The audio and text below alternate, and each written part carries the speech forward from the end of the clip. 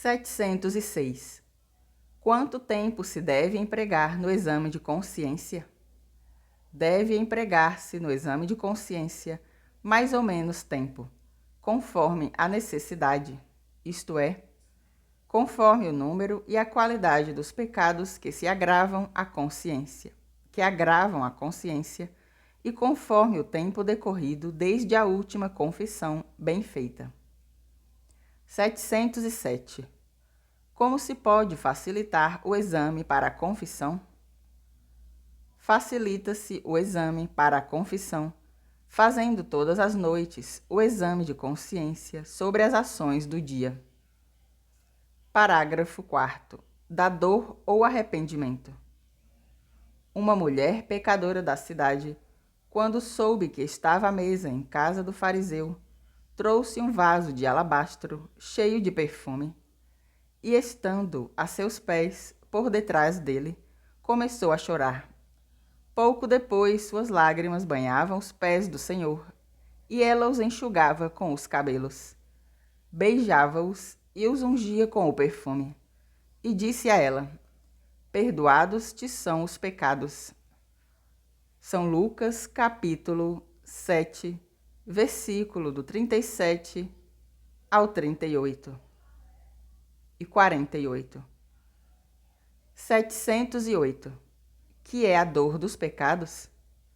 A dor dos pecados consiste em um pesar e uma detestação sincera da ofensa feita a Deus. 709. Há quantos tipos de dor? A dor é de dois tipos: perfeita ou de contrição, imperfeita, ou seja, de atrição. 710. Que é a dor perfeita ou de contrição? A dor perfeita é o arrependimento sincero de ter ofendido a Deus, porque Deus é infinitamente bom e digno por si mesmo. 711. Por que é chamada perfeita a dor de contrição? É chamada perfeita a dor de contrição por duas razões. Primeiro, porque se refere exclusivamente à bondade de Deus e não ao nosso proveito ou prejuízo. Segundo, porque nos faz alcançar imediatamente o perdão dos pecados, ficando-nos, entretanto, a obrigação de nos confessarmos. 712. A dor perfeita alcança-nos o perdão dos pecados, independentemente da confissão? A dor perfeita não nos alcança o perdão dos pecados, independentemente da confissão, porque sempre inclui a vontade de se confessar. 713. Porque a dor perfeita, ou contrição, produz este efeito de nos conceder o estado de graça? A dor perfeita, ou contrição, produz este efeito porque procede da caridade, que não pode encontrar-se na alma juntamente com o pecado mortal. 714. Que é a dor imperfeita ou de atrição?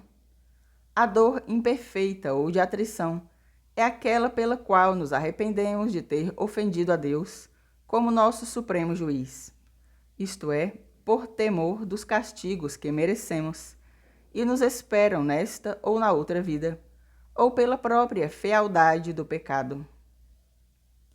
715. Que condições deve ter a dor para ser boa? A dor, para ser boa, deve ter 4 condições. Deve ser interna, sobrenatural, suma e universal. 716. Que quer dizer a dor deve ser interna? Quer dizer que deve estar no coração e na vontade, e não só nas palavras. 717. Porque a dor deve ser interna? A dor deve ser interna porque a vontade, que se afastou de Deus com o pecado, deve voltar para Deus, detestando o pecado cometido. 718. Que quer dizer a dor deve ser sobrenatural? Quer dizer que deve ser excitada em nós pela graça do Senhor e concebida por razões de fé. 719. Porque a dor deve ser sobrenatural? A dor deve ser sobrenatural, porque é sobrenatural o fim a que se dirige, ou seja, o perdão de Deus, a aquisição da graça santificante e o direito à glória eterna. 720. Explicai melhor a diferença entre a dor sobrenatural e a natural. Aquele que se arrepende por ter ofendido a Deus infinitamente bom e digno, por si mesmo, de ser amado, por ter perdido o paraíso e merecido o inferno, ou então pela malícia intrínseca do pecado, tem uma dor sobrenatural, porque estes são os motivos fornecidos pela fé. Aquele, ao contrário, que se arrependesse só pela desonra ou punição que lhe vem dos homens, ou por algum prejuízo puramente temporal, teria dor natural, porque se arrependeria só por motivos humanos. 721. Porque a dor deve ser suma? A dor deve ser suma, porque devemos considerar e odiar o pecado como o maior de todos os males, sendo ofensa a Deus supremo bem. 722.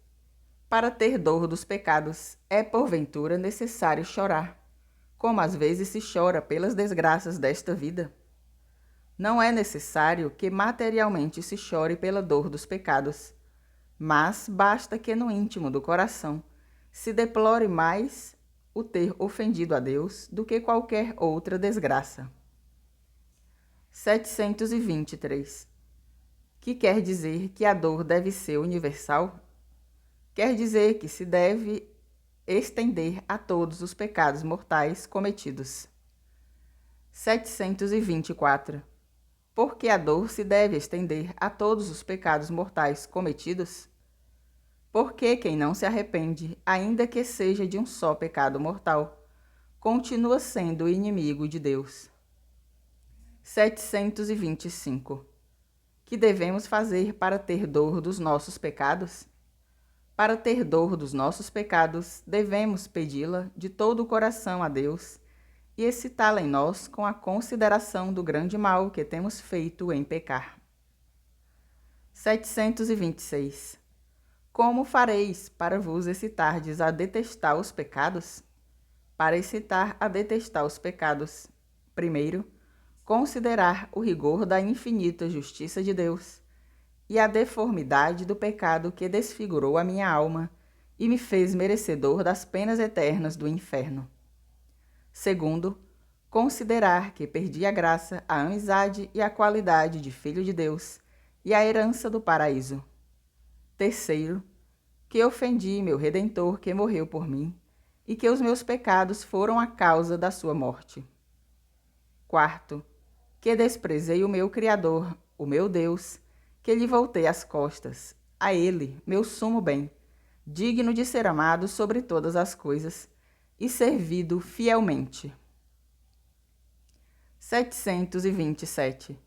Devemos ter grande empenho, quando vamos confessar, em ter uma verdadeira dor dos nossos pecados?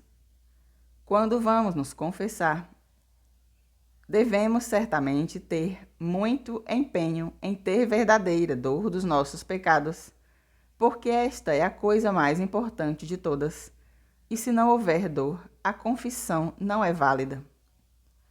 728.